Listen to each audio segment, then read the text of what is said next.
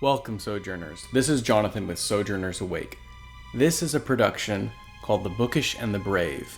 It's a level 1 campaign with inspiration from Candlekeep Mysteries. I sincerely hope you enjoy this production. We certainly had fun producing it and had a great time playing Dungeons and Dragons. This is part 2. You should go back in the episodes and listen to part 1 to catch up. And continue following along every fortnight as we release brand new content. And so for now, our story continues.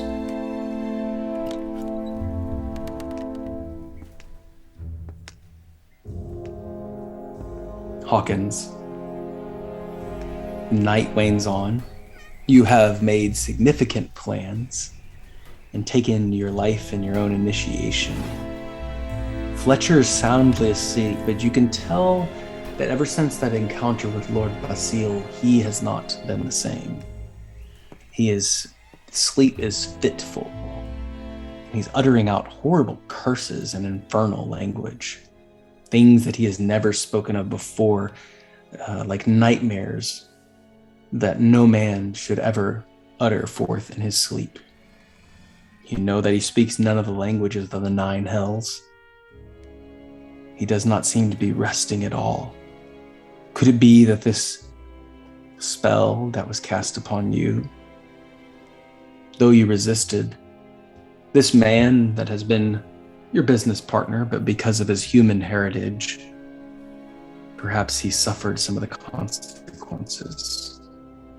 Nevertheless, we get a moment to see Hawkins during this time. After Hawkins fulfilled his sort of daily quota, he got out the tinker's tools that his parents have only recently given him. And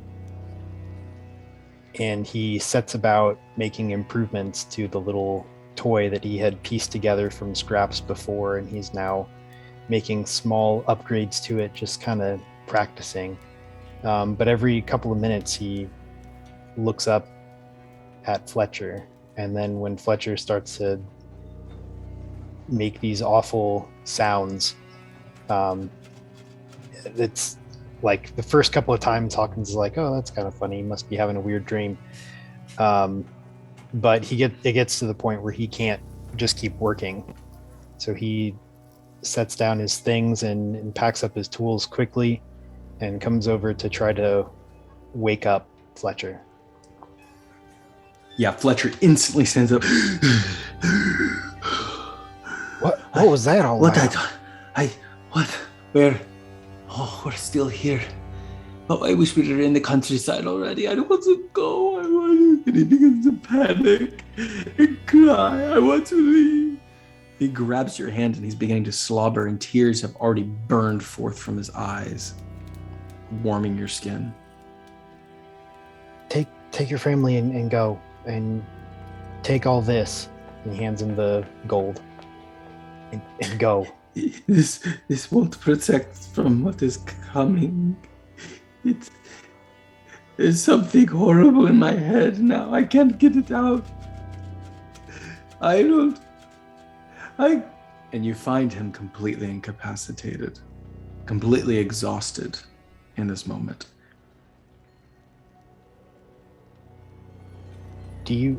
Can I go fetch a cleric or a priest for you? Do you think that'd help? I don't know. Maybe. Make a religion check. Okay.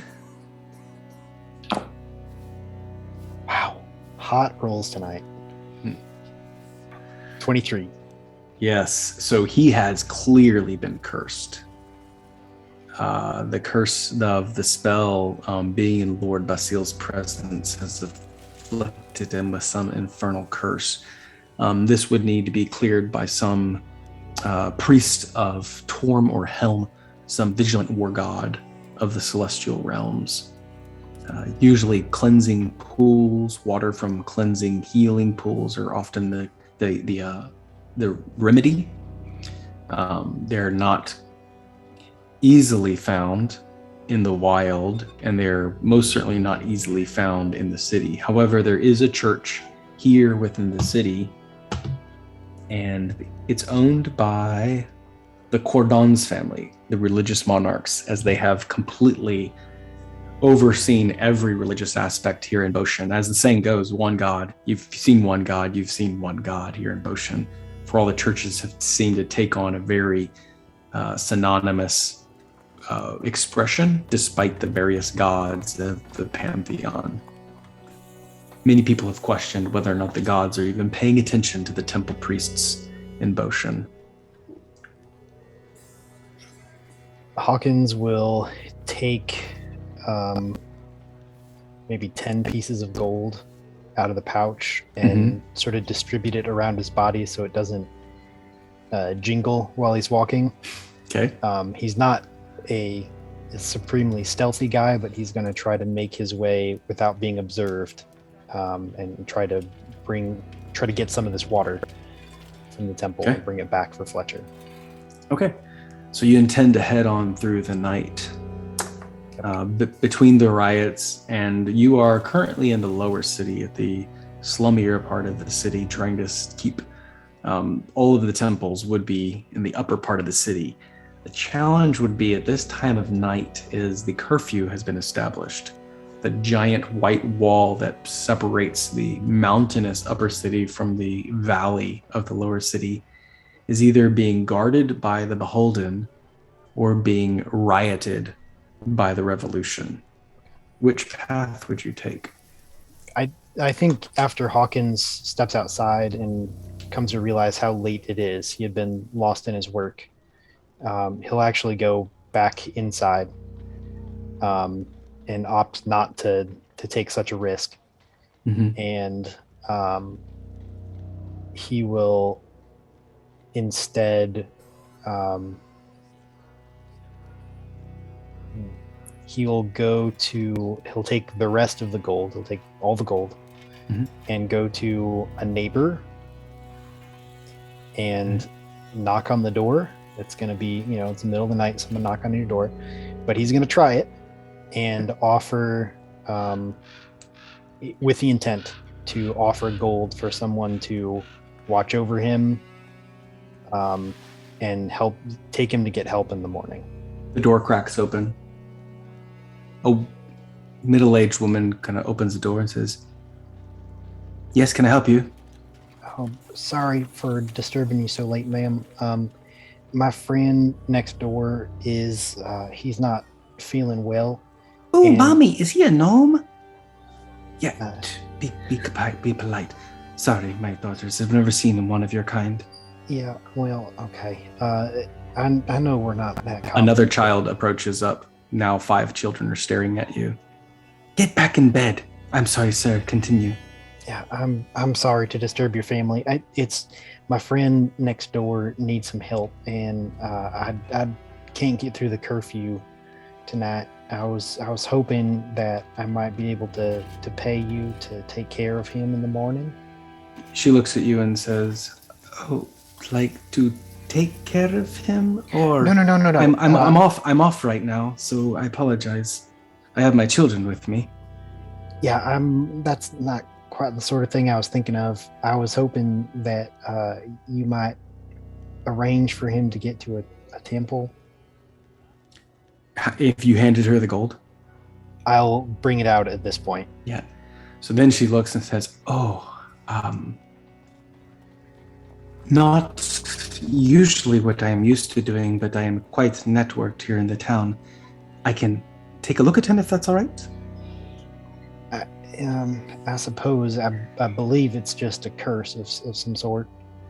Oh, that's not bad. What kind of curse?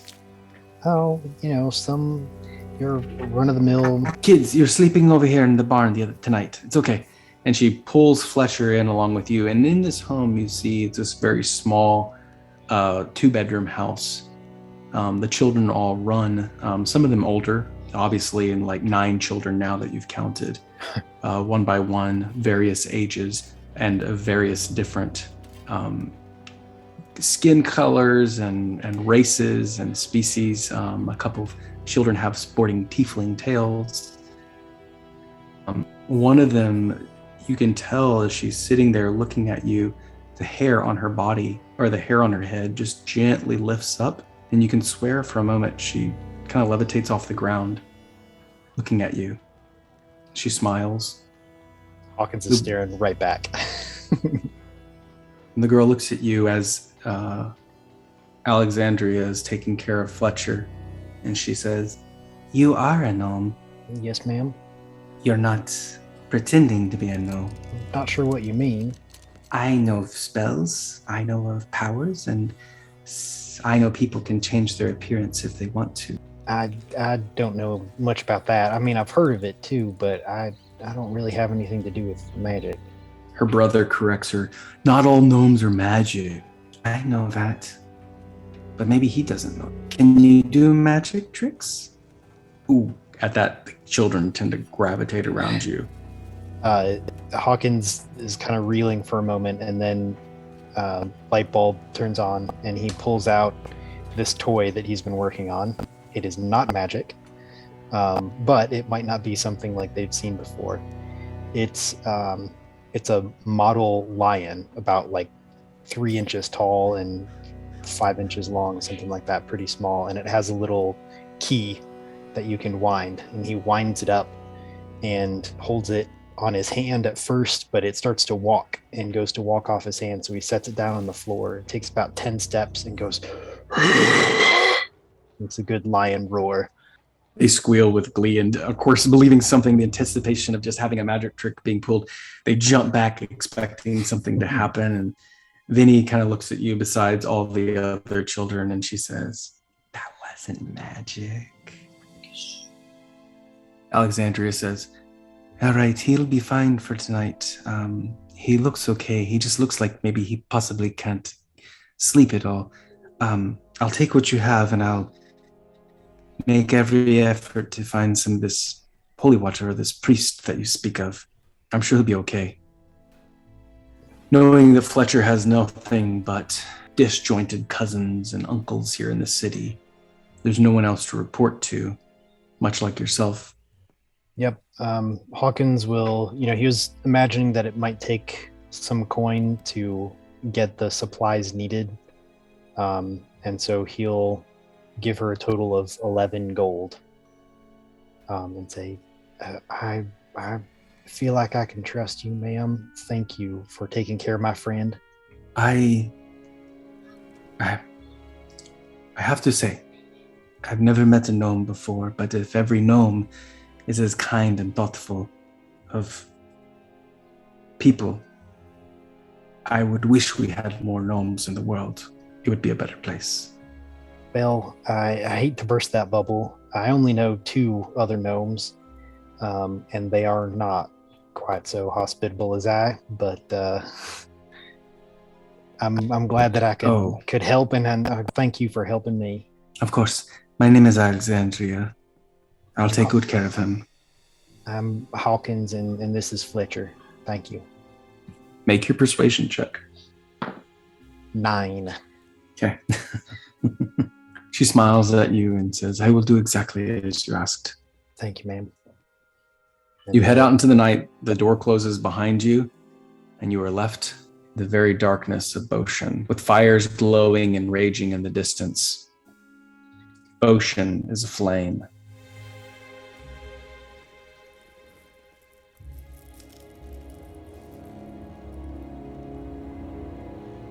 Henrik von Steeplebottom. You are awoken from your slumber to the raucous sound of windows breaking. A young woman screams. You recognize the voice of Thelma. Steel clashes upon steel and boots stomp upstairs. "Take what you can and burn the rest." How do you respond? Henrik will grab his bag and his sword and run out the door and just run to where he thinks he's hearing the voice come, hearing Thelma scream, and he's just going sword out and ready to take care of business. As soon as you open the door, you see a very large, burly bandit, a bounty hunter. And he stops and says, "Well, just walk right into my lap." And he gets ready to grapple you. So let's roll initiative. 13. Okay, you get to go first. All right. He's not wasting any time. He's going to shove that sword right into his gut. Go for it. 11. Nope, going for a 12. All right. His bonus action is going to be to punch him in the face. 11. So he pushes, with one hand, he grabs your wrist and pulls the sword close into his body. And the other hand, he slaps in front of his face, so his hands are actually crossed in front of his body. And now he will attempt to grapple you. Nope, you're going with me, rich boy. Athletics check. That's going to be a 22. He rolled a 22. Holy crap. I get to acrobatics against him, right? Well, no, to get out of a grapple, you can do that. This is going to be just sheer strength. So this is athletics versus athletics? Yep. All right, well, I can't, I mean, I can get a natural 20. I got a natural 20. What is that score? For athletics, that's going to be a 21. He's got you, right? And so he like pulls you aside and he pushes you close and he thinks he has the upper hand. I mean, because you got a natural 20, especially that's like calling the corner pocket, right? I mean, you said it and you rolled it. A lot of magic with that. You recognize he's completely left himself unguarded. And so you kind of like willingly float into his hands and he's got you and he's holding you. Basile, I got him. And he begins to drag you down the stairs that you just recently. You see Thelma at the bottom of the stairs, her hands tied behind her back, crying.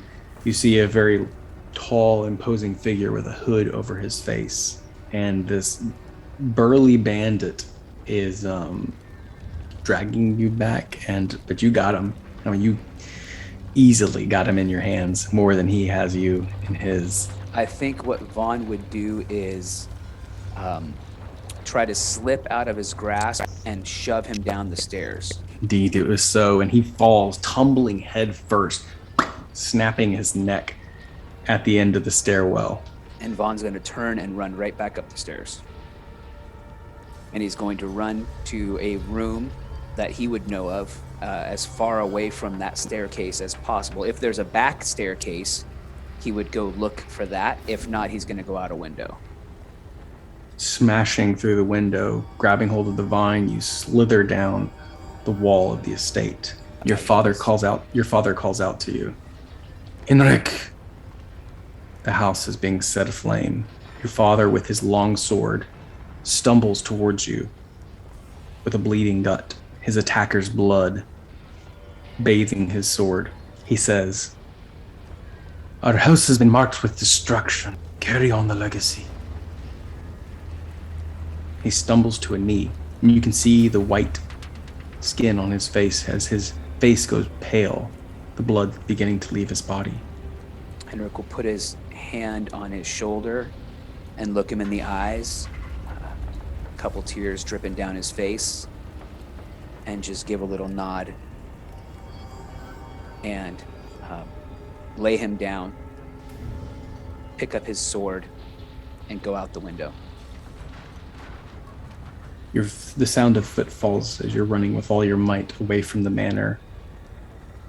You hear the results of the revolution beginning.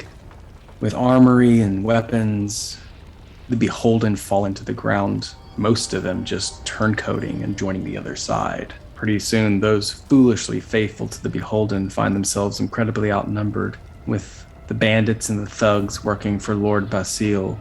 Steeplebottom Manor falls. Terror strikes Boshen, as this is no longer just a silent, timid revolution of disgruntled employees and laborers, but this is a full-on bloodbath. Nobles then marked for assassination and kidnapping, public execution. The tensions begin to rise in the city. Beholden insist on more coin to do their bidding and protect the noble houses. Many of them begin working as double agents and turning in the very houses they swore to protect. The elven houses of Ithria begin to crumble and disappear, waning in their amusement, waning in their interest with the human noble houses. The upper city begins to descend into chaos, and the lower city begins to assimilate in some sort of organized fashion, albeit criminal and rough and tumble. You begin to run as far as your legs will take you, and through the rain and the mud, you begin stomping until you see it. The Laughing Ghost Inn. The door is closed at this point. What would you like to do? He's going to see if anybody is watching him or seeing him get there, or if anybody had followed him. And if he notices that he seems to be alone, he will try the door. In the dark of this forest, with rain falling and mud sloshing at your boots, seems as if no one is watching you or paying attention to you at this point.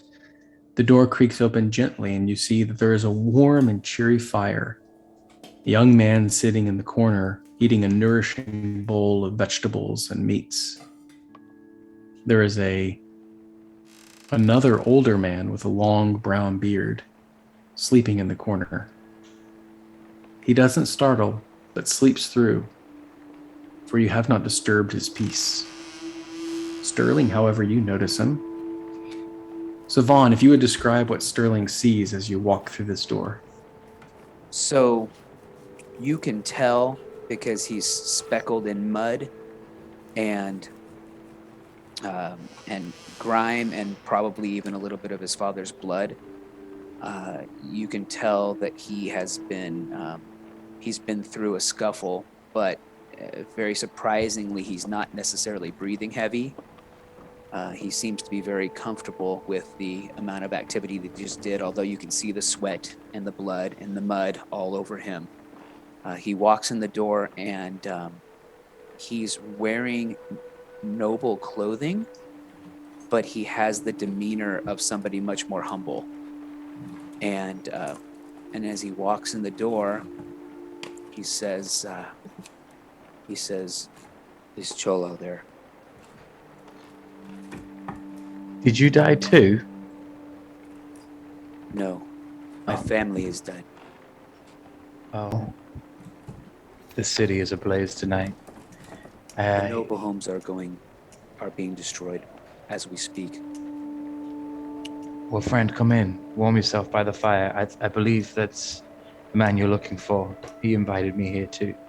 Halal simply snores in the corner, quiet as can be. Vaughn, if you approach, what you find is a small bearskin rug, a warm hearth, and another bowl of vegetables and meats waiting for you. And there's another bowl as well, 2 bowls on the table that are present for you. Vaughn would, before partaking in any of that, he would go find a place to freshen up. And he would wash his face, wash his skin, take off his noble clothing, rinse it out as much as he could, put on his robe. And once he felt more presentable, he would come back in his monk's robe and sit down at the table. He wouldn't disturb Halal. He'd let him rest and say, "You seem to be friendly. My name is Vaughn." Well met, Vaughn. I'm Sterling. I'm new to this area. How do you come by these places? I met Halal in the monastery, and he invited me to come here to work at the library. And I just fled from the higher city where Lord Basil is destroying each household, each family one by one, and the city is burning. I escaped with my life, but I am afraid that the fate of my family has been decided. That's a lot going on. I'm glad you're here with us. Sounds like you got away. What did this Bastille guy, what did he look like? He had a robe on, and a cloaked hood, but he had very dark features and was very tall. I only got a glimpse at him because I was being attacked by one of his henchmen, and I was able to escape. And I ran the opposite way, but I think everybody knows that they are the house behind. And well, I'm glad to be here representing the monastery. Well, I'm happy to have you here. I could have used your help earlier. It sounds like you're good with that sword. I've been known to use it when necessary. And Sterling, when Vaughn looks at you, what does he see? So you see this boy/man who's just got out of teenage years. He's well built. He seems strong on the surface in common clothes. He's steaming still, even though he's been in front of the fire a little bit longer. He's still letting off small patches of steam. He's got a bald head and it's cropped real short, a slight beard that's, as I said, it's kind of ethereal in nature, but you can't really see that's going on with the firelight. But when he does look at you and you see into his eyes, you see like the ocean, big, like wide-eyed kind of youth, just learning the ways of the land. But you can tell that there's a bright spark behind his eyes. You seem like a kind young man. Thank you for your words and for sharing the table with me. I look forward to learning more about you as we move forward. Vaughn would sit down and just have casual conversation with Sterling. He's not going to divulge too much. He'll answer the questions honestly, but he's not going to get into his nobility at all if he can avoid it. And just enjoy some food. That's actually a good question. Sterling, do you think you would recognize the noble clothes that he wore when he first arrived? No, Sterling stayed most of the lower city. He didn't really have much. He was working his way up to get more information, but hasn't quite made it that far yet. Okay.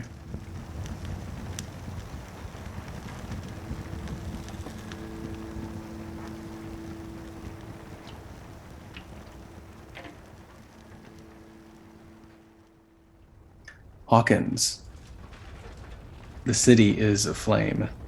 The riots are beginning, and you see before you that indeed, as dedicated and declared, Steeple Bottom, the first of the noble houses, beginning to fall. You hear the reports and the rumors throughout the lower city. What are you paying attention to, and to where are you heading? Hawkins, after he left Fletcher, he realized that he couldn't go back, or it wouldn't be wise to go back to his normal house where he's been staying. And so he tries to sort of take up a strategic position close to a gate so that in the morning he can escape the city early. And so when he wakes up after a fitful rest, he wakes up later than he intended to because he wasn't able to sleep well. And it's, the city's already aflame, as you said, and so he's concerned now about being able to get out of the city. He's kind of one-track mind at this point. I gotta get out, I gotta get to the inn, I'm gonna be late. And we have that moment where you feel like someone's been following you. Not just one person, but two. Hawkins kind of looks over his shoulder now and again, but he's just going. He's certainly not going to turn around and confront anybody who might be following him. He's just making his way out. And then you hear a third and a fourth, but this time it has that distinctive metal gear crink and crank of hinges moving against metal. And it occurs to you that there might need to be a little bit more oil added to this. You can tell that there's some of this mechanical thing that is behind you now needs oil badly. when he hears that high-pitched squeal, he stops and turns around and looks, expecting, not really knowing what to expect, some kind of machine. And nothing behind you. Shakes his head, starts jogging.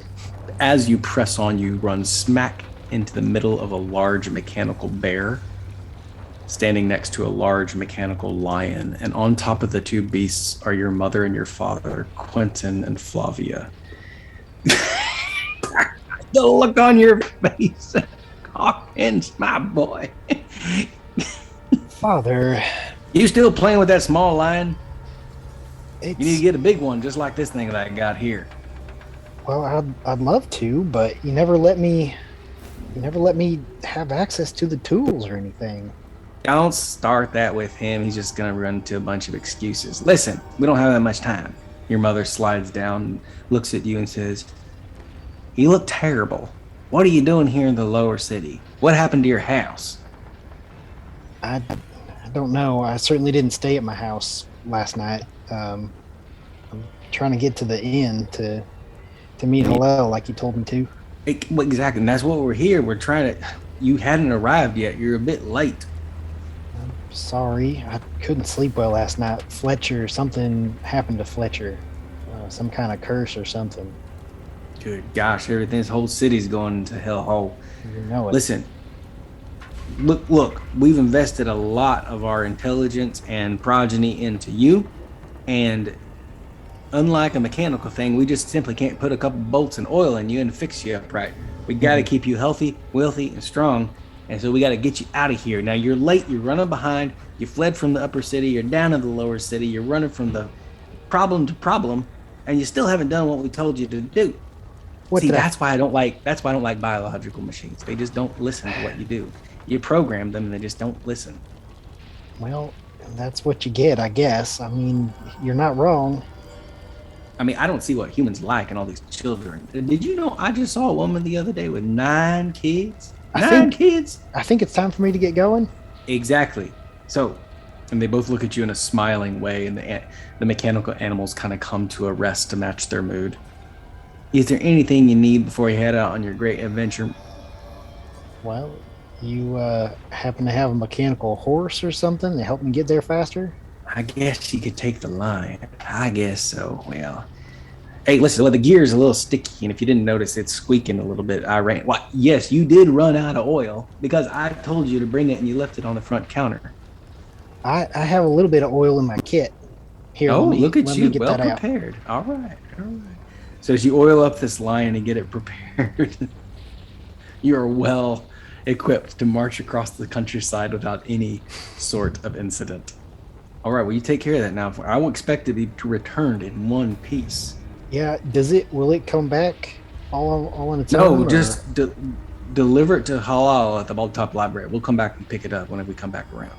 All right, sounds good. He's working on his hot air balloon again. He thinks he's going to make $1 million with that thing. Well, why don't you just come on by in your hot air balloon and pick it up yourself then? That's what I'm going to do when I get it built, because I will get it built. I'm sure you will.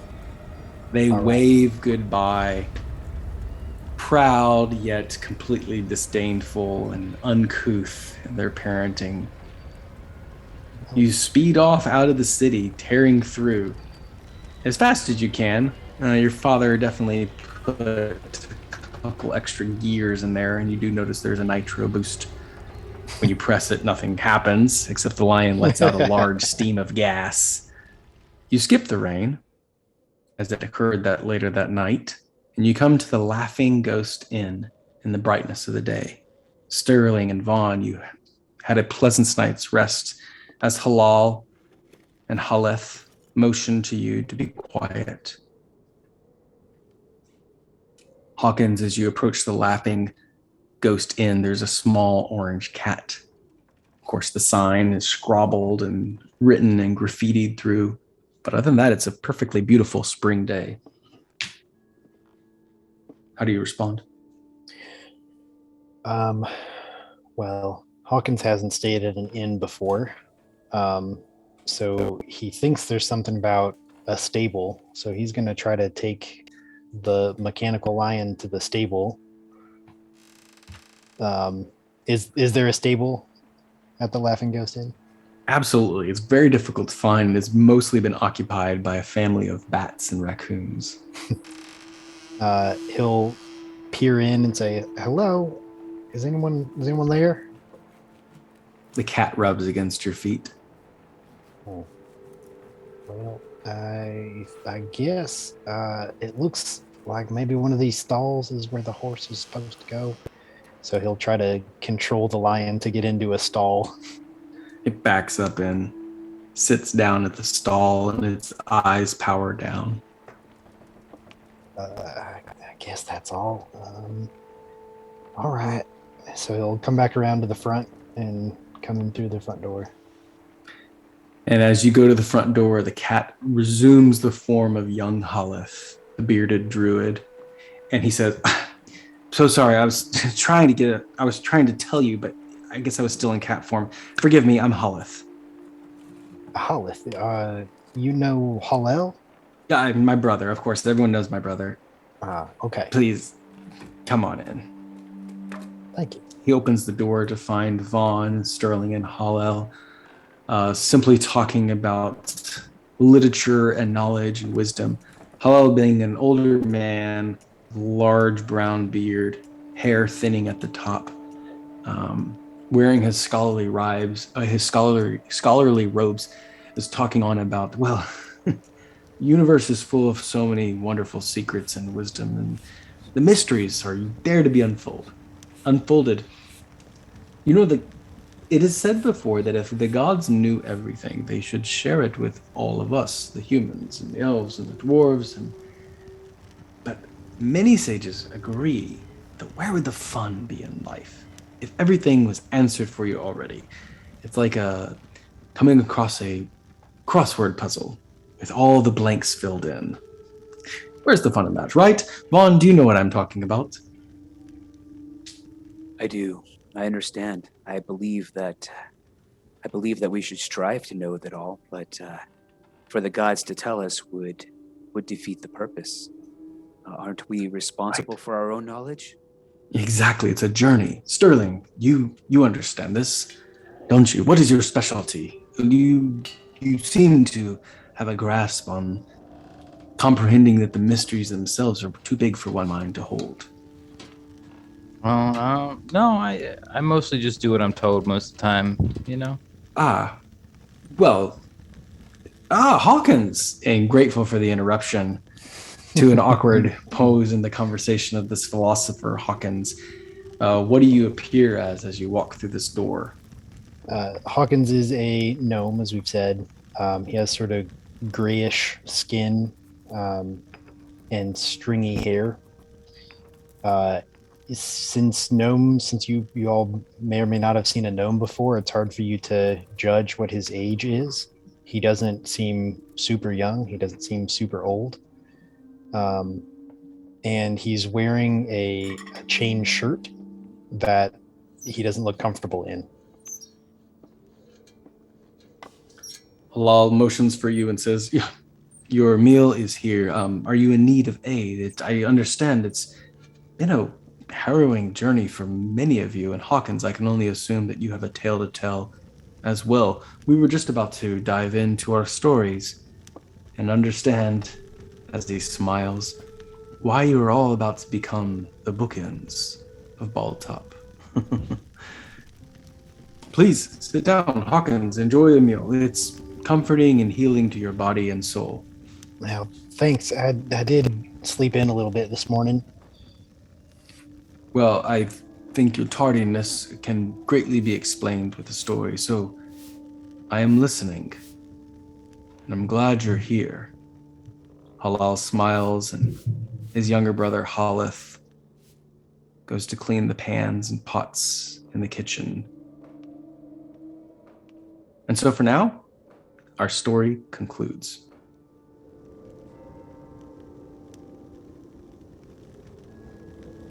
Thank you for listening to The Bookish and the Brave, a production of Sojourners Awake. If you enjoyed the background music and ambiance, visit www.tabletopaudio.com. If If you would like more advice, instructional, and inspirational content for dungeon masters and players, visit Sojourners Awake at www.sojournersawake.com. Look forward to the continuing chapter of the Sojourners as they become the bookends on their way to Bald Top Library. And as always, may your story continue.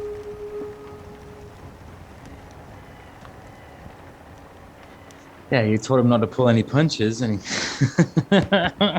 Patrick's already died and made a servant to an evil lord, owing a debt to an evil lord. Did you say you were playing a druid or a warlock? Druid, right? I know. Jeez, just No, his daddy is a warlock. yeah, right. His new daddy. Yeah, right. Jeez. As long as I'm not his familiar, that's fine. I don't want to be playing. You may be. I don't think I am now. We'll find out. Oh, jeez.